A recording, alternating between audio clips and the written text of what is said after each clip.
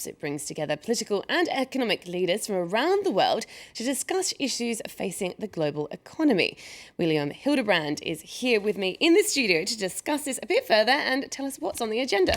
That's right, Jade. So what we have in Davos is 2,500 leaders from more than 100 countries. There's no shortage of topics. They'll be discussing everything from good governance to the future of financial regulation and whether or not the global economy can shake off its economic blues. Now, this comes at a time while the U.S. has shown signs of a recovery, but there's also been positive data out of the European Union.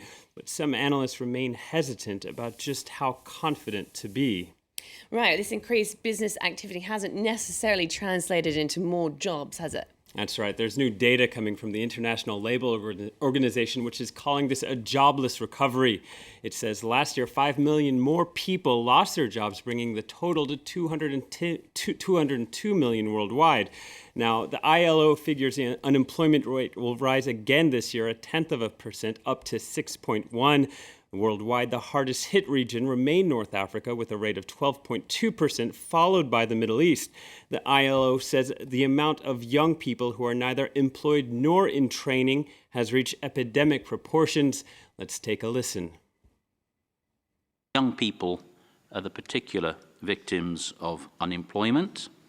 74.5 million of the unemployed are aged between 15 and 24. That is 1 million more than a year before. Right, but it's not all doom and gloom. There's some good news for the British economy, isn't there? That's right. For the second time in 3 months, International Monetary Fund has revised its growth forecast for the British economy and upgraded it to a figure expected to be 2.4%. Now, that would mark Britain as one of the fastest growing major economies, though some analysts fear the economy has been too reliant on consumer spending and that the rising house prices could lead to another bubble. All right, and how are the markets faring today? Wall Street was closed Monday. In Asia, China shares rebounded on the back of central bank cash injections. This also boosted trading in Hong Kong. You can see all the markets there in the green. On Hong Kong, the Industrial and Commercial Bank of China, as well as China Construction Bank, two of the big four lenders, each rose more than 2%.